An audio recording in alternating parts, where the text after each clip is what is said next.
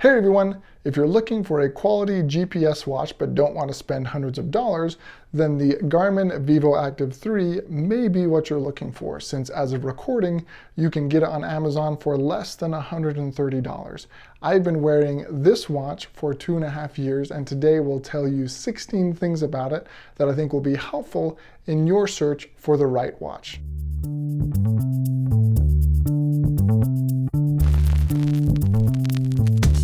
As I said, this Garmin has been on my wrist basically every day for the last 2.5 years, and I've used it to record everything from running to cycling to walking the dogs to swimming or even indoor rowing. And I have to say that for $130, I think this is a killer deal. For the 16 things that I think you should know, I've put bookmarks in the description below, so if there's a certain feature that you're interested in, you can jump to that easily. First up, activity recording. Probably one of the main reasons that you're looking at a GPS watch is activity recording. And the activities you can record with this Garmin go way beyond just running and cycling. In fact, it's loaded with 22 activities, including one for stand-up paddleboarding. Chances are, no matter what you want to record, the activity is already in this Garmin. Let me know in the comments what activity you're looking to record. One thing I don't like about it is that it doesn't have an activity for hiking. What I've learned to do is just use the walking function and then change it in Strava from a walk to a hike, since that's where I like to track all of my activities anyway. One more note about the activity tracking. What's really nice is you can choose some favorites that are easy to get to just by pushing the button on the side of the watch, but then all of the other activities are still easily accessible with just one more push on the screen. And if you only want certain activities loaded on the watch, you can control that with the Garmin Connect app on your phone so that your watch isn't clogged up with a bunch of activities that you never use. Really nice. Next up, and related, is notifications during activity recording. Now, it sounds like a small thing, but I really like that my Garmin gives me a distinct buzz on my wrist at each mile or kilometer or other predetermined interval, so I don't have to constantly check my watch to see how far I've gone or what my pace was for that last split. And you can also totally customize what alerts you want to receive during your activity. For example, total calories burned, pace, heart rate, or even a reminder to turn around and go home at a certain time or distance so that you're not late getting home just because you were in the zone and kept on running.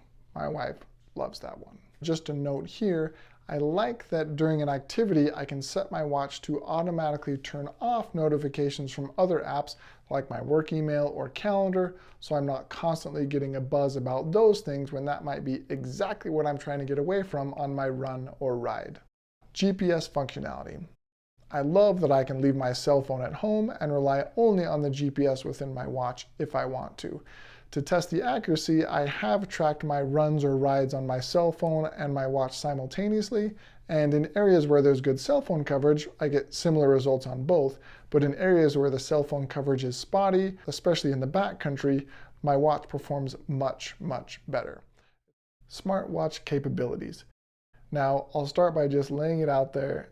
This is definitely not an Apple Watch. So if that's what you're looking for, if that's what you're expecting, I'm sorry to be the bearer of bad news, but it just isn't. If you're wanting to take pictures, receive phone calls, respond to text messages on your watch, then this probably isn't the watch that you're looking for.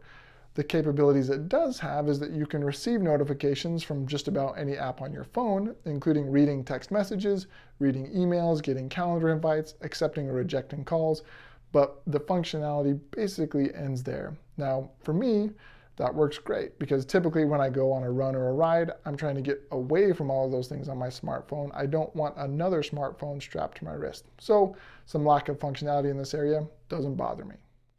Battery life. Garmin's website says that you should be able to get 7 days in smartwatch mode or 13 hours in GPS mode. I've found that I can stretch my battery that long, but I have to update certain settings like reduce my brightness all the way down and other things to try and stretch my battery as far as possible. For me, in my typical daily use and the settings that I like, I usually get 2 to 3 days out of a full charge. Obviously, that's greatly dependent on the number of activities that I'm tracking during that time, since that's where you use the most battery. For me, what I've found is that in 30 minutes of activity tracking, I typically lose about 10% of battery life. Now, this can be a problem if I'm planning to track a full day hike or something like that, But what I've learned is I can actually charge my watch midway through the activity, and it doesn't end the activity. I'm able to keep going and record even longer activities. Syncing with other apps. I personally like to sync all of my activities with Strava, and my Garmin has always done that perfectly. But you can also sync it with a lot of other popular apps like Apple Health, MyFitnessPal, Chronometer, and even Zwift. So that's pretty cool. Customizability. You guys, there is so much you can customize on this watch. You get access to what's called the Connect IQ store, where you can download custom watch faces. You can create your own watch faces with different stats on them, so you can easily see what is important to you just on the face of your watch. Currently, my watch face is a picture of my two huskies, Luna and Kaya. And you can also customize what information you see on other screens within the watch. They have things called widgets that you can add or take away from the watch. Things like sleep, intensity minutes, calories burned, weather, really just about anything you could want. And the nice thing is you can change it to be whatever is important to you. One more note about customizing things is you can also change what stats you see during different activities. Heart rate monitor. The VivoActive 3 does have an optical heart rate monitor, which is great. And overall, I'm really happy with the performance. It seems to do really well during running and hiking, which is probably what I do most often. But for whatever reason, it seems to struggle during cycling and strength training. I'm not sure what the issue is, but I'll be in the middle of a workout and look down and see that my heart rate is reading at 60 to 70 beats per minute when I know that it's definitely higher than that. But if heart rate is something that's really important to you, the nice thing about the Garmin is that you can actually connect an external heart rate monitor to it to get a more accurate reading that way. That's actually what I do when I'm using the Garmin to track my mountain biking. Music. The version I have does not store music. Wait. Before you go anywhere, there is a music version of the VivoActive 3, and you can actually get a refurbished model on Amazon right now for $160. Not that much more if music is something you really want in your GPS watch. For me, I don't mind that it doesn't store music for a couple of reasons. First, I'd rather not connect Bluetooth headphones to my watch and further drain the battery by playing music through it. And two, if I really want music during my activity, which isn't all that often, I just bring my phone along and play the music through that. I've included a link below to the music version if that's something that you really want. Elevation. I have noticed that the elevation readings when I'm recording an activity aren't always spot on. Now, Strava has a cool feature where you can adjust the elevation for a completed activity with just a few clicks. Since I like to sync all of my activities to Strava, like I mentioned before, this is what I typically do so that I know how much vert I've gotten, especially for trail runs and mountain bike rides. I do wish that my Garmin would give me a more accurate reading during my activity, but since I can still get the right information from Strava afterwards, not a big deal. I have read that the VivoActive 4 and the VivoActive 3 Music don't have this same issue. Garmin Livetrack. This is a really cool feature, especially if you have family or friends that worry about you on your adventures or just want to keep tabs on you to make sure that you're okay. Garmin Livetrack enables you to notify specified contacts as soon as you start an activity automatically. They'll receive an email with a link to where they can track your location and your progress to make sure that you're doing okay. Really cool feature. Strava does have something similar called Strava Beacon, but you actually have to be part of the paid subscription to use that feature. So if you can get it with your watch, awesome. Daily activity tracking. Nothing really special here. The Garmin will track your activities like steps, sleep, calories, basically anything else that a regular activity tracker would. I will mention again the customization. The nice thing about it is that you can fully customize to show only those things that you're interested in, whether it's intensity minutes, calories, steps, your latest activity, whatever it is, you can totally customize your watch to show either on the face or on separate screens only those things that you're interested in. So you're not seeing a bunch of metrics for things that you don't care about. On a comical and slightly personal note, I have noticed that when I shower with my Garmin on, for whatever reason, the water seems to reorder the widgets that I've set up in my Garmin. A little annoying, but also hilarious. Again, I'm grateful for the lack of smartwatch capabilities here so that I don't accidentally call somebody while I'm in there singing away. Yikes. Related apps. I know that I've already mentioned the Connect IQ store where you can download custom watch faces and other things, as well as the Garmin Connect app where you can view your historical data, review activities in more detail, and do other things, even add friends that also have Garmin devices.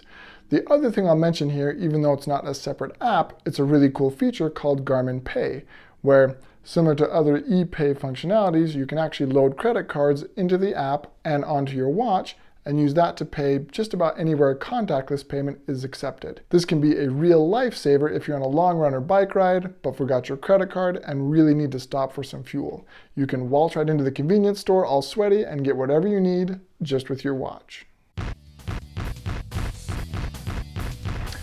Durability. A note on durability. As I said at the beginning, this watch has been on my wrist basically every day for 2.5 years, and it has survived everything from bike crashes to trail running biffs, kids, dog bites, swimming pools, landscaping, jumping in lakes, river rafting, anything that I could throw at this watch, it has survived and it is still working just as good as the day that I got it. You will hear zero complaints from me about the durability. Waterproof. I will be the first to admit that I am not a swimmer. I tried to get into it, I gave it the old college try, but I realized very quickly that swimming was just not for me. I'm much more comfortable with my feet in the dirt. However, I do like knowing that my watch can handle the water, so I never have to think about whether or not I need to take it off. You never know when you're trail running or backpacking and you might get the urge to jump into an alpine lake, or when you're on a long hike or bike ride and might get caught in the rain. It's nice to know that your watch can handle the water, even if you're not a swimmer. Accessories. Number 16, the last one. You guys made it. If you're still here, thanks for sticking around. Since Garmin is a popular brand, the nice thing is it's pretty easy to get whatever you need for your watch pretty cheaply on Amazon. I will say that I have been too nervous to try non-Garmin charge cords, so I actually bought another Garmin cord and it cost me $20. Ouch. I really should have gone the cheap route. If you're willing to get non-Garmin cords, they're $4 or $5 a piece on Amazon. The other thing that I've had to buy is watch bands. I have replaced my watch band probably every 9 to 10 months. I usually like something like this silicone one, but I can usually find what I need for less than $10 on Amazon. And they're super easy to change. So no problem on accessories.